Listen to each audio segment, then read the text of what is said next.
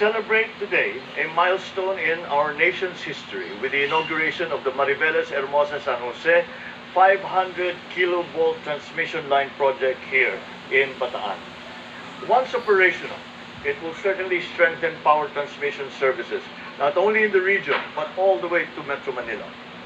This transmission project attests to the transformative power of collaboration between the public and the private sectors to be able to attain a stable, reliable, and resilient power supply for the country.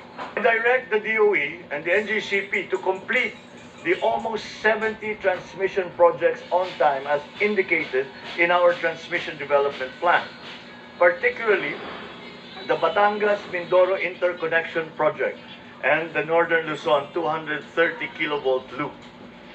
And this way we can meet our increasing energy demand, encourage technological advancement, and produce more employment opportunities for our people.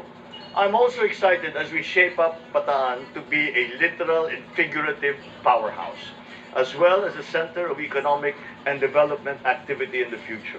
With our synergized efforts, pushing our national development forward, we can build greener and more sustainable cities and achieve total electrification for the entire country.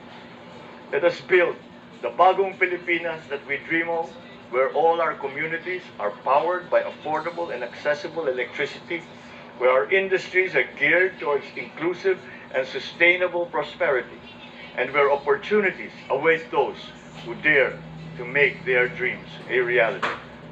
Itong bagong transmission line na project na to will benefit 59 million of households at lahat pa ng mga consumers natin. It will help ensure power supply security. Bakit? Dahil na-allow nating ma-dispatch ang mga malalaking power plant in Bataan. Bukod pa doon, meron pa itong additional room for more generation. Kaya ito yung isang invitation din for more generation investment dito sa Bataan at sa Zambales area. Kaya alam mo, ang NGCP talagang committed to continuously expand our transmission network. Ang malaking project natin susunod ngayon, ang Cebu-Bohol Interconnection. Ito yung magbibigay sa Bohol Island access sa generation supply na available sa Cebu.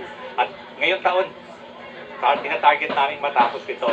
Dito sa Luzon, meron din bagong 500 kV backbone ulit dito sa Western Luzon para ma-accommodate natin ang committed capacity 700 megawatts na kailangan ng ating system.